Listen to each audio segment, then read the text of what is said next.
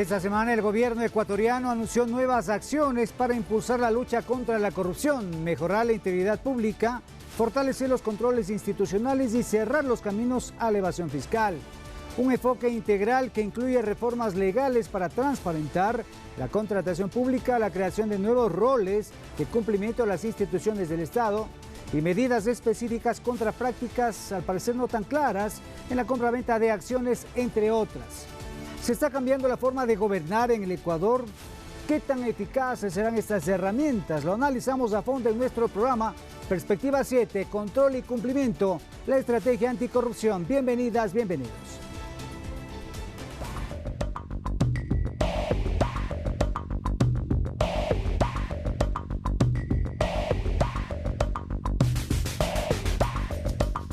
Antes de iniciar, les contamos que el oficialismo defendió la legalidad de incluir en el proyecto de ley de integridad pública reformas en el ámbito penal para que los menores de edad implicados en delitos graves sean juzgados como adultos. La Comisión de Desarrollo Económico de la legislatura inició ya con la estructuración del informe para el segundo debate de esta propuesta de norma. Vamos a ver.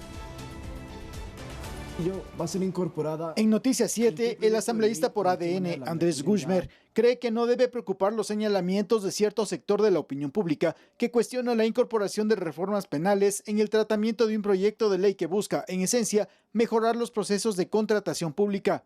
Aclaró el ámbito de aplicación de que a menores de edad implicados en delitos graves sean juzgados como adultos. El desarrollo judicial determinará cuál será la pena, y una pena que será cumplida en un centro de reclusión especializado para menores. No irán a las cárceles de mayores hasta que cumplan 18 años y a partir de ahí sí podrán ser trasladados o deberán ser trasladados a las cárceles de mayores.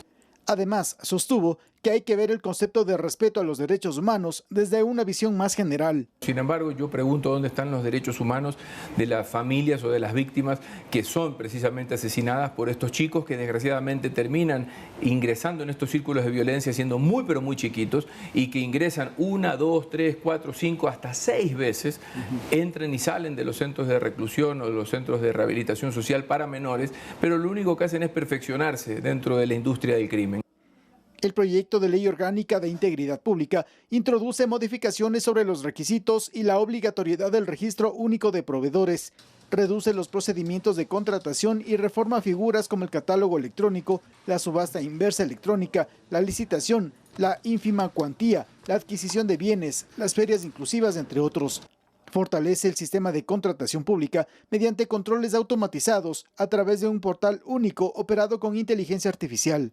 Con la que estoy de acuerdo que debe actualizarse, incluso no solo ahora, será después de 2 años, 3 años, 4 años, porque la tecnología va cambiando. Y por ello esta legislación debe ser clara en decir cómo va a eliminar la corrupción, cómo va a eliminar a los mismos contratistas de siempre. Esta propuesta de ley deberá ser tramitada en la Asamblea hasta el 28 de junio próximo. Javier Ceballos, Noticias 7.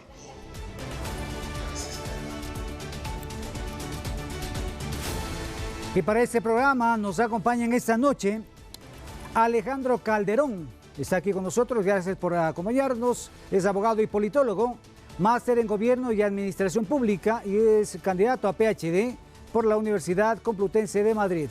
Gracias, Alejandro, por estar aquí en este programa. También está con nosotros Alejandro Lara. Ahí estamos viéndolo en pantalla. Asambleísta por Tungurahua de ADN, integra la Comisión de Desarrollo Económico donde se está tratando esta ley que acabamos de ver. Es también ingeniero civil. Muchísimas gracias. Buenas noches. Y para completar precisamente este análisis, está también otro joven asambleísta con nosotros. Se trata de Kevin Gallardo. También nos acompaña. Él es asambleísta por Chimborazo de ADN, integra la Comisión de Justicia, es abogado con maestrías en Derecho Internacional Público y Relaciones Internacionales. Gracias, señores, por acompañarnos en esta noche. Bueno, lo que decíamos que la Asamblea Nacional tramita con carácter de urgente la Ley de Integridad Pública, también conocida como la Ley de Innovación y la Contratación Pública. Este proyecto, como vemos, busca modernizar el sistema de compras del Estado, blindarlo frente a la corrupción, fomentar la competencia y transparentar y sancionar incluso los actos dolosos en los contratos públicos. El gobierno sostiene que es una pieza clave para recuperar la confianza ciudadana y para evitar que el dinero público termine en redes mafiosas. Vamos a iniciar este diálogo con Alejandro Calderón. Gracias, es experto también en este tema. ¿Qué decir de lo que se ha planteado? Vimos en el reportaje algunos elementos. Eso va a empezar a frenar o eliminar la corrupción en la contratación pública. Bienvenido, Alejandro.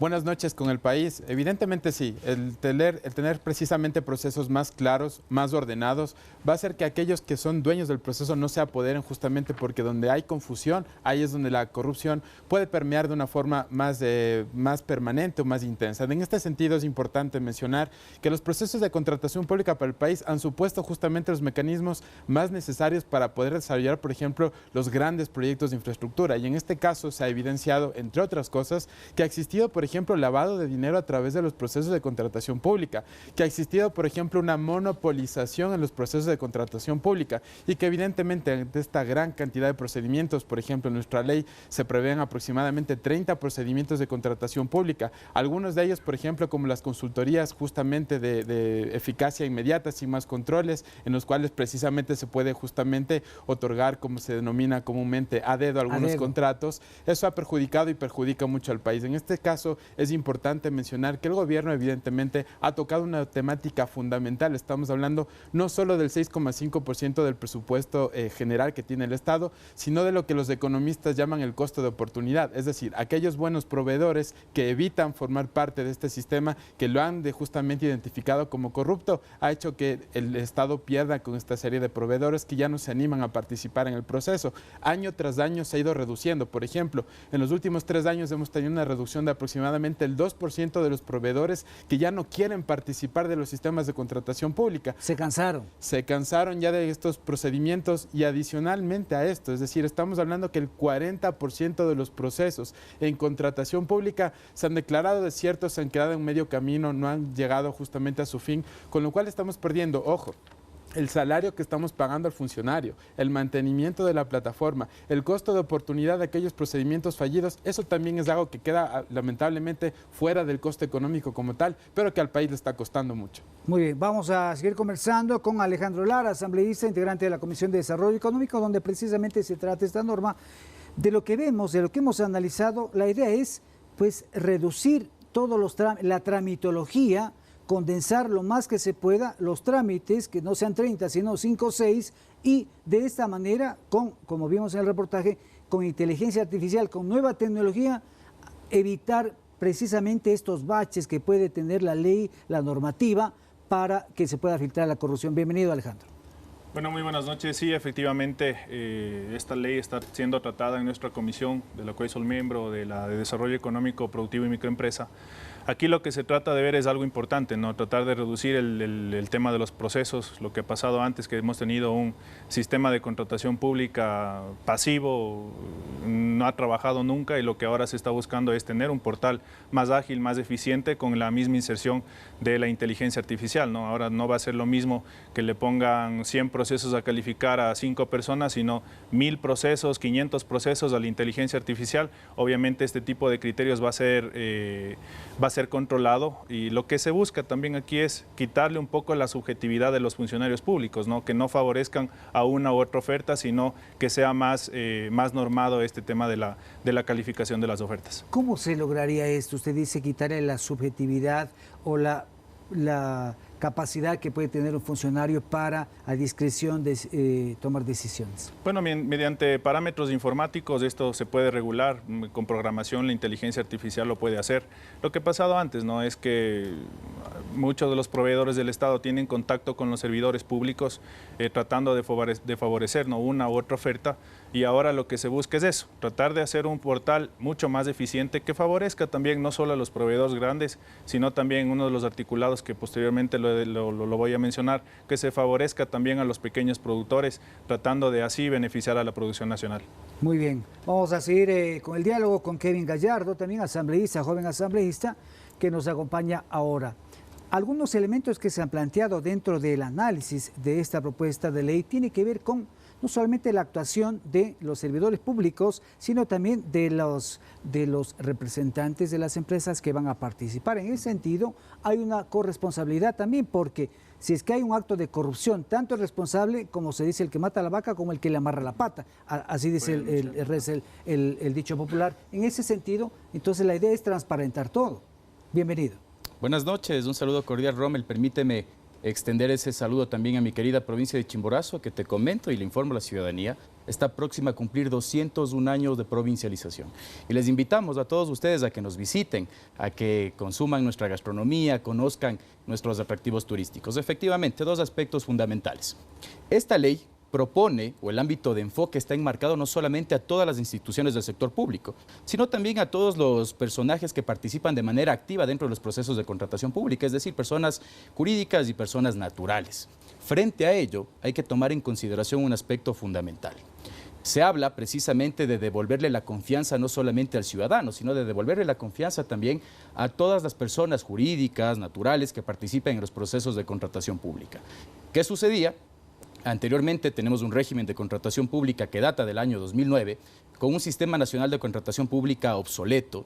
Alejandro ha referido a la necesidad de implementar la inteligencia artificial más aún en este nuevo proceso de globalización, como bien lo refieren autores como Zygmunt Bauman, como Harari, que refieren precisamente la utilidad de estas herramientas para evitar actos de corrupción. Un filósofo que me gusta citarlo mucho, Kierkegaard, hace referencia a que los actos de corrupción pueden ser identificados a través de una ecuación matemática. Y esta es la monopolización en la toma de decisiones, la discrecionalidad en la toma de decisiones de la autoridad nominadora y reducir,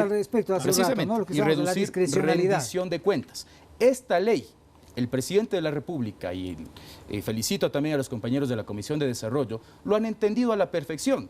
A través de esta normativa jurídica que va a ser implementada y que será aprobada con el respaldo mayoritario de todos nuestros compañeros en el Pleno de la Asamblea Nacional, precisamente evidencia eso, reducir discrecionalidad, evitar la monopolización en la toma de decisiones y generar también rendición de cuentas a los ciudadanos. Reducir los trámites también. Precisamente la simplificación de trámites.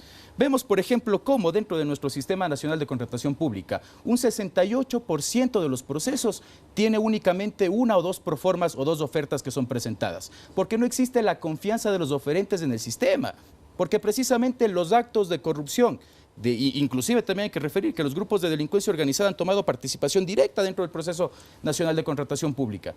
Sucede más aún cuando hablamos de procesos de subasta inversa, donde ya la cifra ya no es de 64%, la cifra sube a un 78% donde se presentan únicamente una o dos proformas. ¿Esto qué genera? Que el Estado de manera anual pierda el 30% de su presupuesto en actos de corrupción orientados por un Sistema Nacional de Contratación Pública que no es objetivo. Es demasiado. Precisamente, es la necesidad urgente e imperante que tenemos de generar estos procesos que sean transparentes, que sean públicos y abiertos. El nuevo sistema de contratación pública precisamente se basa con esos principios de transparencia y publicidad, lo que el actual Sistema Nacional de Contratación Pública sí carece. Correcto. Alejandro, ¿qué podemos decir con lo que está diciendo Kevin de este asunto? Son cifras realmente alarmantes. Usted también mencionó datos importantes y entonces allí, ¿qué pasa, por ejemplo? Hay espacios, hay situaciones en donde se necesita contratación urgente, hay una emergencia, hay una situación dramática, un deslave, en fin, la pandemia, y se necesitan agilitar los procesos que no sean tan engorrosos, sino que se contrate rápido para atender esa emergencia. ¿Qué pasa en esos casos? La ley también prevé precisamente estas aristas que pueden considerarse. Bueno, como ya ha mencionado justamente el secretario de la Presidencia, ha mencionado que evidentemente es una ley que se necesita urgentemente por los presupuestos que se manejan, pero no va a ser evidentemente suficiente en cuanto a las reformas completas que necesita el sistema. En esto cabe mencionar que en administración pública hay dos elementos que son esenciales. Uno de ellos es el procedimiento, el proceso como tal, que es lo que se está reformando, se está simplificando con el tema de consolidación normativa. Y en este caso también es muy importante el rol que tiene la Asamblea Nacional. ¿Por qué? Porque evidentemente las leyes tienen que ser lo más eficientes, lo más claras, lo más entendibles posibles. Por ejemplo, estamos viendo que a día de hoy ya se está reformando, ya se está planteando la reforma de la última ley recién aprobada por la propia Asamblea Nacional. ¿Cuál es la reflexión que nos invita a esto? Precisamente que necesitamos una consolidación normativa, normas claras para que los procesos no solo sean más cortos, sino entendibles para toda la ciudadanía y complementarlo, Rommel, con un tema que es fundamental, el capital humano. Porque en administración pública son dos claves importantes. Una, el proceso, y la otra, quién lo ejecuta. En este caso, evidentemente, la norma puede prever, por ejemplo, procedimientos muy específicos para temas de emergencia, por ejemplo, pero quien los ejecuta tiene que tener un criterio. Y tiene que estar capacitado.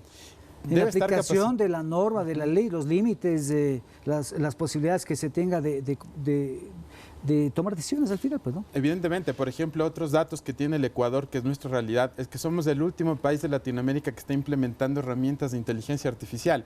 Qué bueno que desde la iniciativa gubernamental esto se empiece ya a implementar en el tema de sistema de contratación pública. Pero ¿qué necesitamos justamente con esto? Hacer una vinculación con todos los actores que tienen que ver con el ámbito. Por ejemplo, el fortalecimiento de las habilidades y competencias de los propios funcionarios públicos en herramientas de inteligencia artificial. Por ejemplo, el tema de reforzar también a los funcionarios públicos que están en contratos de servicios ocasionales. Si bien es cierto, necesitamos una formación diferente. ¿En qué sentido? En que el funcionario ya no tiene que ser el simple burócrata que está aplicando un procedimiento, sino que es importante que lo entienda, es importante que tenga criterio, que tenga un nuevo modelo de gestión pública orientada a los resultados, porque es la única forma que tenemos en realidad de evitar la corrupción. Es decir, tiene que complementarse también con el tema de la formación al servidor público, sobre todo en temas de inteligencia artificial, que como bien comentaba Alejandro, nos permite optimizar, nos permite simplificar y sobre todo, por ejemplo, en el ámbito jurídico, ya hay países en los cuales ya no se necesitan jueces, sino que pasan justamente los alegatos a través de una máquina de inteligencia artificial opera y saca su resultado. Son herramientas que necesitamos para innovar la gestión pública, evidentemente, y precisamente para ello necesitamos complementar con todo el tema del proceso de formación a los especialistas, cómo le vinculamos a la academia, cómo le vinculamos justamente y cómo no a los gobiernos autónomos descentralizados, que muchos de ellos son cantones pequeños que a veces justamente les necesitan mayor capacitación de sus funcionarios en temas tan complejos que se han convertido como el tema de la contratación pública, por ejemplo. Correcto. Alejandro Lara, a ver, hay otro tema que me quedó resonando y creo que hace falta una aclaración, que tiene que ver con lo que hablábamos en estos contratos. Aparentemente digo, se estaría infiltrando el crimen organizado. Eso me quedó, digo, con preocupación. ¿Cómo se hace esto y cómo evitar que eso suceda? Porque al final se puede pensar que a través de estos mecanismos se quiera hacer pues lavado de activos, por ejemplo. Sí, efectivamente, aquí con la ley nosotros también una de las observaciones que hemos tenido, se va a reducir la inserción del crimen organizado subiendo también un porcentaje del anticipo, ¿no? Aquí es importante decirlo que hay muchas obras en las que las entidades contratantes no dan el anticipo correcto. ¿Y qué pasa? Que viene el tema de los grupos de delincuencia organizada a tratar de insertar capital, insertar dinero para que así se pueda llevar a cumplir las obras, ¿no? Aquí lo importante es de trabajar contra la corrupción. Ya lo hicimos con la primera ley económica urgente aprobada ya con la Asamblea, que justamente cayó en la Comisión de Desarrollo Económico.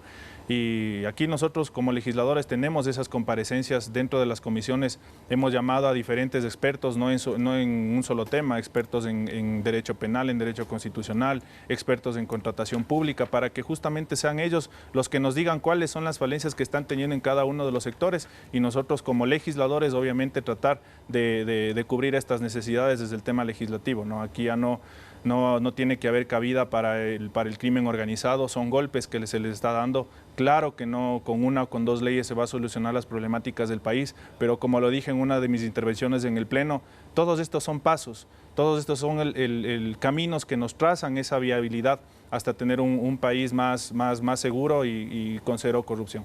Correcto. De lo que estábamos viendo acá, las leyes que se van a reformar con esta ley orgánica del Sistema Nacional de Contratación Pública, ley orgánica del servidor público, Código Orgánico Monetario Financiero, Código Integral Penal, Código de la Niñez, ley orgánica de la Contraloría, ley orgánica de Solidaridad Nacional, Código Orgánico General de Procesos, Código de la Economía Social de Conocimientos, Código Administrativo, ley orgánica de Empresas Públicas, es decir, es un conjunto de reformas que van a permitir, entiendo yo, reducir la tramitología, tener más claridad sobre los diferentes aspectos. La capacitación también debe existir para el personal que se va a encargar de esto, pero también digo yo, está también en algunos casos, decíamos, la discreción, si es que el funcionario acepta o no acepta, porque hay funcionarios que no quieren, por ejemplo.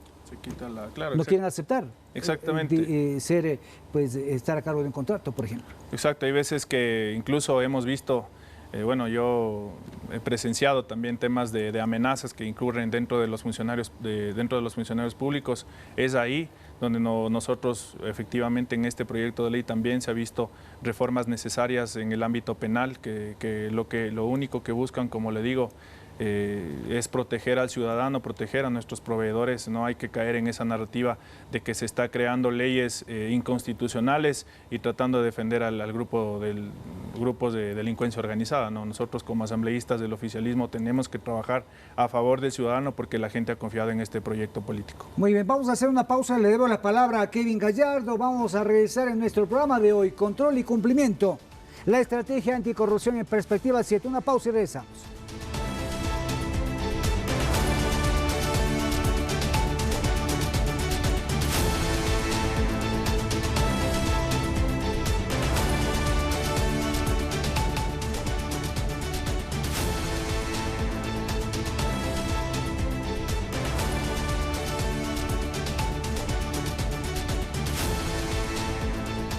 Continuamos en Perspectiva 7, nuestro programa de hoy, Control y Cumplimiento, la estrategia anticorrupción. Queremos contarles que el Gobierno Nacional implementará entonces la figura de responsables institucionales de cumplimiento, o RIC, para prevenir la corrupción. En primera instancia se aplicará en 35 instituciones estatales priorizadas. Vamos a ver. A los anuncios se sumó que el gobierno implementará la figura de responsables institucionales de cumplimiento. Según la vocera oficial de Carondelet, se trata de un proceso progresivo que lleva adelante la Secretaría de Integridad Pública desde el 2 de junio en 35 entidades del Estado ecuatoriano. La diferencia es que ahora va a haber o existirá una persona que va a cumplir estas funciones in situ, en estas instituciones. La iniciativa forma parte de la Política Nacional de Integridad Pública con el propósito de garantizar la aplicación efectiva de la normativa, promoviendo la transparencia. La misión central es la prevención y generar una cultura de integridad en las instituciones. Nunca se designó especialistas dentro de la función ejecutiva para cumplir la misión de prevención de corrupción. Lamentablemente, la visión siempre fue reactiva. Según Carolina Jaramillo, la diferencia medular entre esta acción y las gestiones de las entidades en el pasado es el enfoque desconcentrado en busca de cumplir una función más preventiva que reactiva. No se trata de contrataciones nuevas, se trata de funcionarios que están en las instituciones, que se forman para detectar las alertas y para reportar estas alertas, y que además tiene conocimiento ya de la función pública. La presencia de responsables garantiza la institucionalización de la normativa para promover la transparencia en busca de generar una cultura de integridad a la interna de las instituciones. Iván Casamen, Noticias 7. Bueno, y otra medida destacada es la creación de responsables institucionales de cumplimiento en 35 entidades del gobierno central.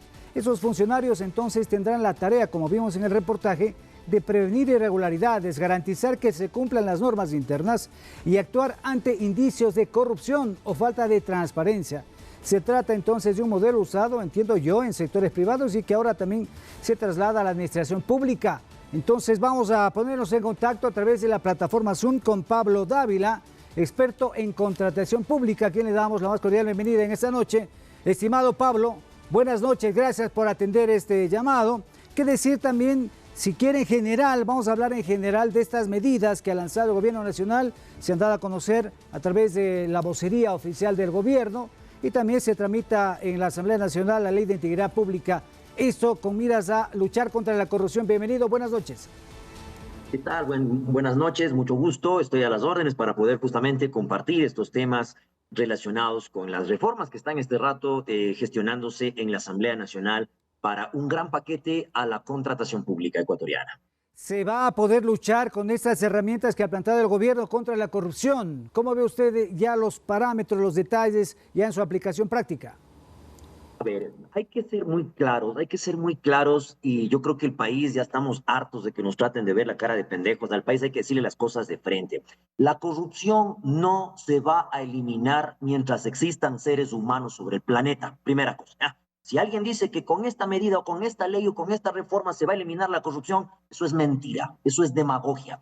Pero si esta ley de integridad pública, que este rato está justamente ya gestionándose el segundo debate en la Comisión de Desarrollo Económico, va a permitir bajar algunos puntos a la corrupción o complicarle la vida por lo menos a la corrupción, o sea, bienvenido sea. Qué interesante esta noticia justamente que ustedes acaban de difundir por parte de la iniciativa gubernamental, de oficiales de cumplimiento y todo. insisto, no es que es el Dios y con esto se va a eliminar la corrupción, pero todo lo que sea dar pasos hacia adelante en el camino de la evolución de la administración pública, bienvenido sea. Y algo que hay que entender, queridos amigos, cuando hablamos de combate a la corrupción y todas estas cosas, vea, lo primerito, aquí no hay tintes ideológicos políticos. Dígame usted un partido político, ¿sí? que no se oponga a esto del respeto a los derechos humanos, que hablemos del combate a la corrupción. No hay colores, no hay tintes ideológicos. Todos los partidos políticos se llenan la boca de hablar del combate a la corrupción. Por lo tanto, yo creo que el país entero tenemos la obligación moral, todo sea por el bien del país, de apoyar estas iniciativas gubernamentales, venga de quien venga, ¿sí? Si es que es algo positivo para frenar la corrupción o bajar, alguien que me diga, con esto se elimina la corrupción, ese es un charlatán, eso es mentira, científicamente está demostrado. Mientras haya humanos sobre el planeta no se va a acabar la corrupción, pero si con estas iniciativas podemos bajar por lo menos de estándares de corrupción, bienvenido sea, mi respaldo total a estas iniciativas y todo lo que sea, caminar pasos hacia adelante en el camino de la evolución. Vamos ahí, es lo que el país necesitamos. En ese sentido, de acuerdo a su experiencia, doctor Pablo Dávila, digo, ¿cuáles son los principales elementos que pues facilitan, por decirlo de alguna manera, que existan estos hechos, estos actos de corrupción en los procesos de contratación pública? Se habla que son contratos, se hacen contrataciones a dedo, quizá se hacen los TDRs como un traje a la medida del que va a ganar, en fin, ¿cuáles son los elementos, cuáles son las aristas o cuáles son las fisuras que tiene la ley que permiten que se den estos actos? Para estar pendientes, obviamente, y sobre eso echarle el ojo. A ver, a mí más que la corrupción me preocupa que el amarre de contratos sea legal. ¿Por qué? Porque la corrupción es tildado como algo negativo, es tildado como algo que hay que apalearlo, algo que hay que meter preso al corrupto. Pero un ratito, miren, ¿qué pasó? Hablemos de contratación pública. ¿Qué pasó en el año 2020 en la pandemia? El Ecuador se asustó, se conmocionó por los amarres de contratos en emergencia. Pero un ratito, la emergencia dar a dedo el contrato es legal. Ahora, algo más delicado todavía. La contratación de consultorías. En los últimos 17 años, el Ecuador ha amarrado los contratos de consultoría porque la ley lo permite. Y esto para mí es más grave. Esto para mí es más grave porque, mire, según las estadísticas oficiales, año 2024, el Ecuador amarró 150 millones de dólares en contratos de consultoría con la plata del pueblo. Año 2023, contrataciones directas 58.8 millones y lista corta 70.5 millones de dólares. Ha hecho fiesta a los contratos de consultoría con la plata del pueblo. Y a mí me preocupa esto es más grave. Y yo ya le demostré a la Asamblea Nacional, exactamente el 17 de enero de 2024, el amarre de los contratos de consultorías. Viva la fiesta de los contratos de consultoría. Y no puede ser posible, pues, que los profesionales del país que quieran vender al sector público, o sea, si no son amigos de la máxima autoridad, no podían vender. Entonces, ahora se va a acabar este amarre de contratos y esto es lo que tenemos que apostar el país a favor del desarrollo nacional. Evitar los amarres de contratos descarados porque la ley permite esto. A ver, entonces, doctor, ¿qué hacemos con eso? Si usted dice que son 17 años que se viene utilizando este mecanismo precisamente para entregar los contratos a dedo. Y también, decía yo, en los TDRs, términos de referencia, se hacen los contratos a la medida del que va a ganar. O sea, ya todo está direccionado. Sí, también, pero insisto, consultorías, el amarre de contratos es legal. Hasta el $500,000 las entidades contratantes públicas pueden amarrar contratos de consultoría y de frente. Y ahí sí, el TDR y directo, y nada de traje a la medida, directo. Yo, municipio, quiero contratar al arquitecto Pepito con número de cédula tanto, punto, legal. Obviamente, procesos de obras, procesos de adquisiciones de bienes, ahí en cambio, claro, las entidades contratantes echan la ley, echan la trampa, dicen, pero ahora se les va a complicar la vida. ¿Por qué? Porque aquellos proveedores que denuncien estos actos irregulares y que realmente se demuestre y se tumbe ese proceso irregular, luego van a tener preferencias adicionales para poder participar en futuros procesos de contratación. Entonces, obviamente, esta iniciativa del presidente de la República no va a eliminar la corrupción, pero sí le va a complicar la vida y sí va a bajar puntos a la corrupción. Por lo tanto, insisto en mi respaldo total a esta iniciativa gubernamental. A ver, en ese sentido también, hablemos, hay algunos mecanismos en la ley de contratación pública, está la subasta inversa, es decir, el que presenta más barato, con los mismos parámetros que necesita el Estado, puede ganar, pero también allí entiendo que hay ciertos vacíos que permiten que se vayan filtrando este tipo de contrataciones ya direccionadas. Sí, Ecuador somos el país que más procedimientos de contratación pública tenemos en el mundo y con la ley actual todavía vigente, se permite de manera descarada el amarre de contratos. Ahora, con las reformas se pretende democratizar y al menos, insisto, o sea, estoy más que seguro que habrán instituciones que seguirán amarrando, como usted bien lo dice, en el TDR poniendo directrices específicas para que gane tal o cual proveedor. Echa la ley, echa la trampa, esto va a pasar, pero se les va a complicar la vida. No le van a tener tan fácil, porque los proveedores que denuncien, insisto, y bajan ese proceso, pues obviamente se le amarga la vida a la corrupción, se friegan los que estaban acostumbrados a amarrar contratos, y ahora esos proveedores honestos que quieren participar en condiciones de igualdad, en condiciones transparentes, públicas, honestas, pues van a tener luego puntos adicionales. Y esto no es un invento ecuatoriano, ya pasa en Perú. Miren ustedes, en Perú se otorga 2 puntos adicionales a aquellos proveedores que tienen la norma ISO 37001, que es la norma antisoborno. Y no digo que en Perú no haya corrupción, sí la hay, pero todo lo que sea tratar de buscar la transparencia, complicar la vida a la corrupción, bajar la corrupción, garantizar la eficiencia administrativa, garantizar el respeto a los derechos humanos, bienvenido sea. Vamos a seguir ya más adelante conversando con los compañeros, los invitados de la mesa, pero hablemos de otros temas también con el doctor Pablo Dávila, experto en contratación pública, de los responsables institucionales de cumplimiento, es decir que inicialmente en 35 entidades, en 35 instituciones del Estado, se va a nombrar, a designar a una persona que se encargue precisamente de ver todos estos procesos. Pero ¿qué es lo que ha pasado? Usted planteó el tema de la pandemia. En su momento, en efecto, se hicieron contrataciones pues ahí bajo esa figura de emergencia y después se presentaron irregularidades, y después servidores públicos ya no querían firmar contratos. Por ejemplo, me acuerdo yo en el tema del municipio de Quito en su momento, ya después los funcionarios en salud ya no querían firmar contratos, nadie quería hacerse responsable, por ejemplo. Me parece excelente lo que acabo de escuchar justamente por parte de la secretaria, creo que es de Integridad Pública del Gobierno. Es un plan piloto, es un experimento que va a hacer el gobierno central. Más bien creo que se durmieron, esto tenían que haberlo hecho mucho tiempo atrás, pero me parece excelente. Todo lo que sea, insisto, tratar de prevenir la corrupción. Vea, al país hay que decirle las cosas de frente. El diablo es puerco, ese es el dicho común. El diablo es puerco, claro. Y si le ponemos la tentación en manos de los funcionarios públicos, en manos de jueces, en manos de cualquier autoridad, vea, no va a faltar alguien que peque. Sí, hay personas que me dicen, Pablo, pero es que nosotros tenemos ahora un alcalde honesto. A ver, un ratito. El Ecuador no le puede firmar un cheque en blanco a nadie. Hoy tendrá un alcalde honesto, genial, bien por la ciudad. Pero cuando se vaya ese alcalde y venga otro corrupto o venga otro que le tiente la corrupción, el país no le puede firmar un cheque en blanco a nadie. Y la mejor forma de hablar de combate a la corrupción es, primerito, hablando de integridad pública. Segundo, previniéndola. Sí, no hay nada mejor que evitar la tentación. Si nos ponen la tentación en las manos, en la cara, vea, obviamente habrá personas débiles que podamos caer, pero si nos quitan la tentación de la cara, obviamente si nos quitan la tentación de las manos, vea, no hay riesgo de corrupción. La mejor forma de prevenir la corrupción es evitándola, no poniendo la tentación en manos de nadie. No, el Ecuador, esto que entiendan, el Ecuador no le puede firmar un cheque en blanco a nadie con los recursos públicos. Si ahora tienen a una autoridad honesta, mañana no lo sabremos. Y el país no puede firmar un cheque en blanco a nadie. Muy bien, queremos agradecer al doctor Pablo Dávila, experto en contratación pública, que nos ha dado a conocer algunos criterios importantes con respecto a este gran debate, a este gran análisis que se está realizando con estas propuestas del gobierno para avanzar en la lucha contra la corrupción. Gracias, doctor, por su comparecencia a este espacio. Un gusto para mí, soy el abogado Pablo Osvaldo Dávila, pueden seguirme en redes sociales, justamente estoy dando seguimiento estricto a este paquete de reformas normativas en materia de contratación pública por el bien del país y he presentado también mis aportes. Un gusto para mí haber estado con ustedes, una excelente noche. Muchas gracias, estimado Pablo. Nosotros continuamos.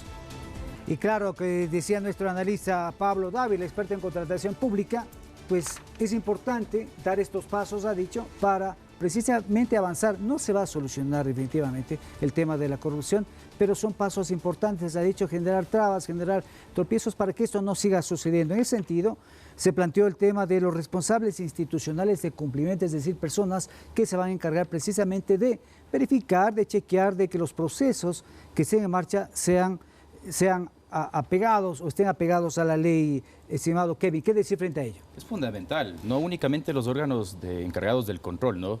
llámense esto el mismo CERCOP, la misma Contraloría General del Estado. Ahora iniciamos o se implementa una nueva herramienta que nos permite también a nosotros, desde el oficialismo, desde el gobierno, verificar que los procesos de contratación pública se lleven bajo los parámetros principales de transparencia, de honestidad, de concurrencia, devolverle la confianza nuevamente a los oferentes. Recordando las cifras referidas en el proceso anterior, verificamos cómo inclusive se hace un abuso de los procedimientos de régimen especial y contratación directa. Eso le cuesta el 20% de los recursos del Estado al país. Lo que decía también los procesos de consultoría, decía igualmente, Dávila, los de consultoría, y es lo que se trata de reducir. Durante muchos tiempo, 17 años dice. Procesos de régimen especial, de contratación directa, de consultoría, precisamente se enfocan en este apartado que Kliger denomina la discrecionalidad. Y parte de la discrecionalidad y monopolización también de la toma de decisiones. Es justamente lo que esta ley pretende reducir, delimitar ya el tema de la discrecionalidad a través de procesos que sean revisados con efectividad, con eficacia, evaluando a los funcionarios públicos. Se hacía referencia también de las reformas integrales a realizarse en diferentes cuerpos normativos, y parte de ello es la reforma directa y puntual también a la normativa que regula precisamente a los funcionarios públicos, y es importante esa validación. Es importante también esa evaluación periódica que permita no solamente avances dentro del desarrollo profesional, según lo que manda el 226 de la Constitución de la República, sino también empezar a sancionar a aquellos funcionarios públicos que no cumplen con su función estatal, que es la de brindar seguridad jurídica, que es la de brindar también el principio de concurrencia a los oferentes. Y permítame hacer esta apreciación, ¿por qué? Los oferentes van perdiendo la confianza en el Sistema Nacional de Contratación Pública. Y lo dicen las cifras del Banco Mundial. En el 2021 teníamos una participación activa de oferentes dentro del Sistema Nacional de Contratación Pública en nuestro país que alcanzaba el 29%. Para el 2024 se redujo la cifra al 23%. El ciudadano, el oferente, el empresario, el microempresario, está perdiendo la confianza y la credibilidad en el Sistema Nacional de Contratación Pública. Y esto es peligroso para la democracia. ¿Por qué? ¿Recuerdas en la década de los 70, cuando las democracias morían por los gobiernos dictatoriales? En este periodo contemporáneo, las democracias se ven erosionadas ya no por procesos dictatoriales, sino por la reducción de confianza y de credibilidad del ciudadano con sus instituciones públicas.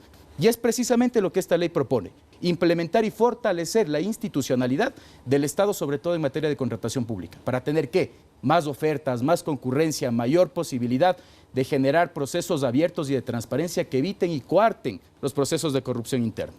Correcto. Ya en ese sentido, Alejandro, estos responsables oficiales de cumplimiento vendrán a colaborar. ¿Alguien querrá hacerse cargo de esa responsabilidad? O sea, pongámonos en la práctica, si es que una persona quiere ser el ojo seco, como se dice dentro de una institución, así viene a ser, Alejandro. Sí, efectivamente nosotros necesitamos eso en nuestras instituciones públicas, ¿no? Esto será a cargo, como ya lo dijo la vocera de gobierno, Carolina, dijo que esto va a estar a cargo de la Secretaría de Integridad Pública. No será solamente en 1, 2 o 3 instituciones, van a ser en 35 instituciones, que a la final lo que se busca, ¿no? Todo esto es un mecanismo para tratar de prevenir la corrupción, de lo que por años han vivido enquistados tal vez algunos funcionarios que han tratado de favorecer a uno u otro lado. Y una de las preocupaciones que tenía, que uno de los servidores públicos me decía, ¿no? Que hoy van a empezar a despedir al que es y al que no es. Es que ahí vienen los rumores también, los rumores, las noticias falsas. Sí, la narrativa, esa ha sido la narrativa que han querido instalar la gente o los compañeros legisladores o los de las bancadas de otros partidos políticos, de que se quiere suprimir los derechos, ¿no? Aquí no se quiere suprimir nada, ningún servidor público. Lo que se quiere hacer es profesionalizar al servidor público, porque los servidores públicos somos como nosotros, necesitamos estar en constantes auditorías, y es por eso que se crean las evaluaciones semestrales, para justamente con indicadores de desempeño, de eficiencia, sean evaluados los servidores públicos que en realidad están trabajando, que están viviendo también del Estado. Entonces, ese es uno de los puntos esenciales que nosotros queremos hacer con esta ley, que ha sido añadido en este proyecto de ley, y justamente lo que nosotros hemos tratado de hacer es, como siempre lo he dicho, favorecer al ciudadano. ¿Por qué? Porque si nosotros empezamos a tener eficiencia en este tipo de situaciones, vamos a tener un ahorro también para el Estado. ¿Y eso qué beneficia? Eso todo ya sale en salud, educación, seguridad para el país. Entonces, como yo les decía, todo esto son pasos, estamos encaminados de buena manera. Hemos tenido un mes súper importante trabajando dentro del tema legislativo, dándole también esa herramienta al Ejecutivo de que pueda ejecutar las acciones con los ministerios. Ellos serán también los encargados de empezar a ejercer las políticas que se están creando, todo esto para y por el beneficio del ciudadano. En ese sentido le paso la palabra a Alejandro Calderón. También habrá alguien que quiera asumir esa responsabilidad de ser este responsable institucional de cumplimiento. Habrá, porque ese es un tema también creo yo, de mucha responsabilidad, pues, ¿no es cierto? Sí, es importante mencionar que precisamente lo que tiene la ley es el tema de la innovación en la gestión pública. Tiene que tomar precisamente elementos que ya están en el ámbito privado y que de hecho ya se vienen manejando durante mucho tiempo en otros países que están más acostumbrados a operaciones, por ejemplo, a través de fintech, a través de otro tipo de sistemas de valores. Entonces toma esta figura para poder incorporarlo en el sistema público, lo cual evidentemente eso es innovación, es decir, cogemos principios que están funcionando en el sector privado y los aplicamos en el sector público precisamente para tener alertas de qué, por ejemplo, de alguna amenaza que puede tener algún funcionario público porque no decide conforme a un interés particular. Exacto, por eso digo yo, habrá personas que quizás no quieran asumir esa responsabilidad. Por eso precisamente complementaba a estas reformas que se están haciendo, que es importante volver a empoderar también al funcionario público. Hay dos cosas también interesantes, por ejemplo, el tema de que los manuales de puestos tengan que estar en constante renovación y actualización, porque evidentemente la dinámica de la sociedad es bastante cambiante y a veces el sector público siempre ha ido detrás de las actualizaciones. En este caso, el hecho de que ya tengan una obligación de que estén en constante actualización del manual de puestos hace precisamente que los fines del funcionario, del servidor público, estén acordes con la cartera del portafolio de servicios y productos que establecen los diferentes ministerios. Pero adicional, como mencionaba esto, es importante volver a empoderar al funcionario público, darle ese servicio de carrera, darle esa formación para que ese oficial de cumplimiento, pues evidentemente que va a estar encargado de este tipo, por ejemplo, de amenazas, encargado de alguna sospecha de actos, por ejemplo, de corrupción, el tema de que alguien quiere lavar activos, lavar dinero a través del sistema público, va a ser el encargado de informar precisamente a la UAFE, que ahora incluso va a tener mayores facultades con facultades coactivas, que es importante para que pueda desarrollar su trabajo. Como vemos, entonces, el trabajo no está terminado solamente con la aprobación de la ley, porque, claro, hay que ir complementando. No sé si Alejandro quiere decir algo más para irnos a la pausa. Digo, no se acaba el trabajo solamente en la Asamblea, sino que habrá de parte del Ejecutivo los reglamentos, otro tipo de mecanismos para ir actualizando sobre la marcha, porque la información, la comunicación y todas las normas se van actualizando permanentemente. Sí, efectivamente, como yo lo digo siempre en mis intervenciones, ¿no? Nosotros estamos dando las herramientas para que se pueda cumplir, que las entidades gubernamentales, ministerios, sistemas judiciales, puedan cumplir también lo que está en la ley, ¿no? ¿Qué es lo que está pasando? Una de las reformas también que se incrementó ahorita en la ley, el delito de prevaricato. Entonces, todo esto nace con la iniciativa de combatir la corrupción, de combatir el tema de la violencia que sufre nuestro país. Miren, ahora nosotros tenemos un sistema judicial con 0% de credibilidad. Vamos a luchar contra la corrupción jurídica. Aquí lo que ya lo decían, ¿no? nuestros ministros, lo que se trata es que las entidades, las estructuras del Estado empiecen a cumplir la ley. Ya tienen las herramientas, ahora ya tienen que cumplirlas. Muy bien, vamos a hacer una nueva pausa aquí en nuestro programa Perspectiva 7. Control y cumplimiento, la estrategia anticorrupción. Ya venimos, no se vayan.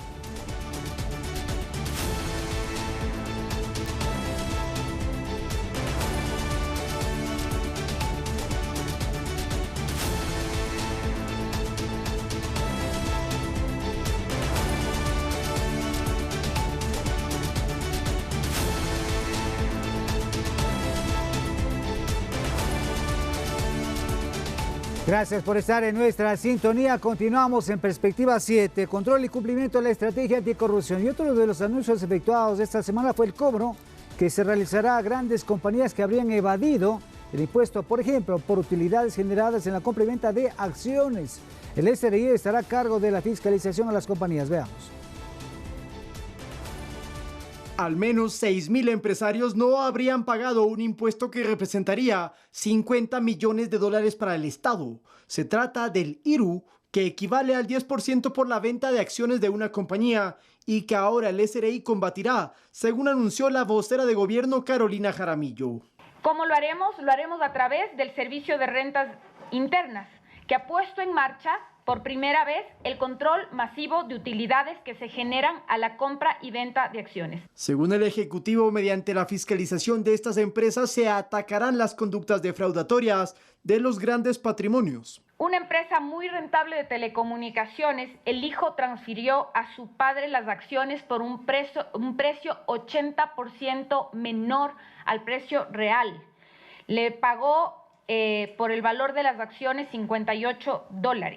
El perjuicio para el Estado por este ejemplo en particular habría sido de $6.6 millones. Por eso aspiran a que el control masivo de utilidades a la generación de compra y venta de acciones permita obtener en este 2025 los $50 millones mencionados a través de ir a cobrarle el impuesto a esas compañías. Se defrauda al SRI, así es, y cuando se defrauda al SRI, se está defraudando al Estado ecuatoriano. El SRI cruzará información con la Superintendencia de Compañías para detectar presuntas irregularidades tributarias que podrían tener una sanción de hasta 10 años de cárcel. Lautaro Andrade Castro, Noticias 7.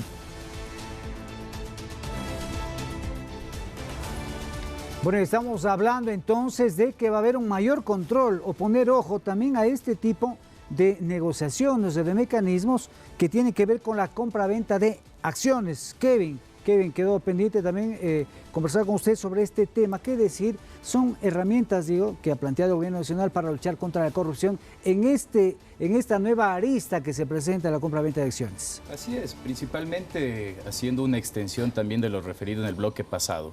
Es importante referir que esta ley económica urgente también se complementa con la que aprobamos la semana pasada en el Pleno de la Asamblea Nacional, reconociendo la existencia de un conflicto armado de carácter no internacional, que es la arista principal sobre la cual se cimienta este nuevo proyecto económico urgente, tomando en consideración que esto se basa según normas internacionales del derecho internacional humanitario. Y desde esta perspectiva también quiero hacer un complemento con lo referido por nuestro colega de la bancada, Andrés Guzmán, y de la propuesta presentada también por nuestro colega Andrés Castillo dentro de este proyecto de ley, donde ya se hace una tipificación y aplicación directa del ius puniendi del Estado, es decir, de ese castigo directo a adolescentes infractores que cometan delitos de alta gravedad. Se hacía un cuestionamiento con respecto de la constitucionalidad de esta presentación, de esta propuesta, pero hay que tomar en consideración un aspecto fundamental. No nos encontramos en un régimen ordinario donde el imperativo es el derecho internacional de los derechos humanos. Más bien nos encontramos en un régimen extraordinario que está reconocido por el derecho internacional, donde el ius puniendi del Estado tiene esta facultad precisamente de generar una intervención directa contra adolescentes infractores. Y así lo ha determinado la jurisprudencia internacional. Está el caso Prosecutor versus Max Dowell de la Corte Penal Internacional, donde un adolescente que participaba abiertamente en las hostilidades, pues recibió un castigo por parte de la CPI. Desde esta perspectiva, pues generando esta extensión de los comentarios y de la propuesta remitida dentro de este proyecto de ley, es totalmente válido lo que la bancada ha propuesto y lo que se ha discutido. Frente a este otro tema, tomando en consideración que nos encontramos en un conflicto armado de carácter no internacional, la evasión también no solamente debe ser entendida como ese prejuicio al Estado, sino directamente a los ciudadanos, a los ciudadanos quienes somos merecedores de tener servicios públicos de atención directa y de calidad. Y es precisamente la necesidad y esta la oportunidad de generar una reducción entre el ser y el deber ser, que es decir, la formalidad normativa de lo que se ha discutido con la materialidad y la ejecución, que es la esfera del deber ser, es decir, lo que pretende esta normativa, lo que pretende el SRI, lo que ha sido una propuesta por parte del Ejecutivo es reducir esa brecha, otorgando la posibilidad de que las empresas pues cumplan con sus obligaciones tributarias y que los ciudadanos también seamos beneficiarios directamente del tema de seguridad, del tema también de generar estos servicios que nos permitan mantener y tener una confianza adicional en la institucionalidad del Estado y que ésta permita fortalecer el sistema democrático. Correcto. Alejandro, decíamos en esta parte que también se le va a echar ojo a este tipo de negociaciones que se hacen y que, si bien entiendo yo que había la normativa, había la ley para controlar, no se estaba controlando el tema de la compra-venta de acciones y ahí también se va de impuestos. Sí, ahora netamente lo que se va a hacer, ¿no? Ahora hemos trazado una ruta nosotros desde el ámbito legislativo en ponerle ojo a cada una de estas situaciones que le están afectando al ciudadano. Ahora nuestra agenda es tratar de luchar por ese dinero que le debería llegar al ciudadano y no le llega, como ya lo decía bien Kevin Gallardo. Esto no es que solamente se le está afectando al Estado, no, se le está afectando a los niños que quieren ir a la escuela, a la gente, a los enfermos que necesitan atención médica en nuestras instituciones de salud. Entonces, nosotros desde el tema legislativo, como ya lo dije en un inicio, estamos dando esas herramientas para que se empiece a ver de dónde se está quedando el dinero para que venga a los ciudadanos. Correcto. Expliquemos, Alejandro Calderón, un poquito para que se entienda el asunto, cómo es que se puede evadir el pago de impuestos a través de una negociación de una compra-venta de acciones. ¿Cómo funciona esto para tener claro y cómo se estaría filtrando este tema? Claro que sí. Bueno, primero el proceso accionario tiene que ver justamente con aquellas empresas que apuestan por lanzarse al mercado, tener mayor inversión y así poder crecer o generar mayores rendimientos. En este caso, las prácticas lamentables que evidentemente perjudican al Estado son aquellas en las cuales se reduce realmente el precio de las acciones momentáneamente para tributar menos al Estado, porque el impuesto evidentemente grava el 10% de la ganancia de aquella persona que vende las acciones. En este caso, lamentablemente, hay personas que a base de dar, por ejemplo, un servicio con potestad estatal, ha tenido un incremento de sus acciones y luego para no pagar este impuesto al Estado realmente reduce el valor de las acciones y eso pues evidentemente es estafar prácticamente al Estado ecuatoriano. Pero el mercado bursátil no controla esto, no regula esto. Bueno, en realidad son temas a veces de oferta y demanda, pero cuando alguien entre dos personas de una manera evidentemente corrupta acuerdan esta transacción económica para precisamente tributar menos al Estado, pues acuerdan esta negociación en la cual no ha estado controlada. ¿Con números podemos poner un ejemplo? Claro que sí. Por ejemplo, se espera que el Ecuador con este control tenga aproximadamente 50 millones de recaudación de lo que no ha estado justamente tributado. Y además, lo que está planteando la ley es con efectos retroactivos, es decir, que desde el 2020 se van a analizar todas estas grandes operaciones que han defraudado al Estado. Es importante que la ciudadanía comprenda un tema elemental. Las principales administraciones públicas de cualquier Estado son la administración tributaria, la administración de justicia y el tema de las Fuerzas Armadas y de la seguridad interna. Si hay una administración tributaria que pueda cumplir con su trabajo, evidentemente no va a haber fondos para la política pública necesaria, ni siquiera para pagar, por ejemplo, a los policías y a las Fuerzas Armadas tan necesarias en el contexto de violencia que estamos viviendo actualmente en el país. Ahí justamente radica la importancia de que aquellas personas que están teniendo ganancias extraordinarias cooperen con el país conforme lo estamos haciendo todos los ecuatorianos. Correcto. Vamos a ir cerrando el programa, nos quedan algunos minutos, comentarios finales. Creo que quedó pendiente, Kevin, el asunto que tiene que ver, decíamos, no se aprueba la ley y no está terminado el trabajo, porque hay otras aristas que se entrecruzan con, por ejemplo, el tema de la justicia. Quedó pendiente el asunto y lo dijo Alejandro también en su momento, hace falta también avanzar con reformas y que debe haber un trabajo conjunto, coordinado entre las diferentes funciones y entidades del Estado. Efectivamente, el trabajo es transversal. Esto quiere decir, esta ley económica urgente no tiene un fin propiamente, ¿no? Sino que viene siendo articulada con la ley de solidaridad nacional que ya está aprobada. El tema del acceso a la justicia, vemos cómo la corrupción también se ha venido enquistando. Y para ello es importante retomar lo que ya Cortázar mencionaba en su cuento La Casa Tomada. La corrupción vino por tomarse primeramente espacios de la sociedad civil y posteriormente ir tomándose partes del Estado hasta enquistarse directamente en el sistema de justicia. Felipe Rodríguez tiene una obra interesante que se llama Jueces y Fiscales Suicidas y describe esta narrativa muy compleja de cómo los grupos de delincuencia organizada, muchas de las veces, a través de la extorsión, la intimidación también, generan que los jueces y fiscales no cumplan de manera efectiva con su labor. Y es también esta misión que tenemos de blindar no solamente a Fuerzas Armadas y Policía Nacional, sino de otorgar las garantías correspondientes para que jueces y fiscales en el ejercicio de su trabajo pues, puedan realizarlo de manera efectiva. La corrupción tiene que ser tratada de raíz y es precisamente que se está combatiendo a través de la ley de solidaridad nacional, es decir, declarando una guerra directa a los grupos de delincuencia organizada que se han tomado gran parte de la estructura estatal. Y frente a ello es de ese compromiso del señor presidente de la República de devolvernos la tranquilidad y la esperanza a los ciudadanos a través de proyectos de ley que no tienen una razón propiamente, sino que se articulan de manera conjunta y que el día de hoy permiten ya no solamente hablar de seguridad, sino también hablar de eficacia y eficiencia dentro del sector público y de la administración pública, lo que nos genera a los ciudadanos más garantía en temas de seguridad, mayor tranquilidad en percepción de seguridad, pero también mayor confianza en nuestras instituciones públicas, otorgándole y devolviéndole también al oferente la confianza de poder participar de manera activa dentro de los procesos de contratación pública, correcto, devolviendo también al Estado la facultad de que los recursos públicos sean invertidos de forma directa y que el ciudadano pueda percibir de forma ya sin filtro la obra pública que viene realizando el Estado en servicios y también en bienes. Muy bien, vamos a cerrar este programa con Alejandro Lara. Conclusiones y recomendaciones de todo lo que hemos hablado en esta noche. Bueno, como conclusión, yo quisiera también traer a cuento una de las observaciones y cosas que han sido añadidas en este proyecto de ley, que ha traído grande preocupación en el país, ¿no? Incluso con manifestaciones y todo de gente que pertenece a los grupos de economía popular y solidaria, es que dentro de este proyecto de ley ya se prioriza el tener contratos o convenios con proveedores locales, garantizando el cumplimiento del 288 de la Constitución de la República del Ecuador.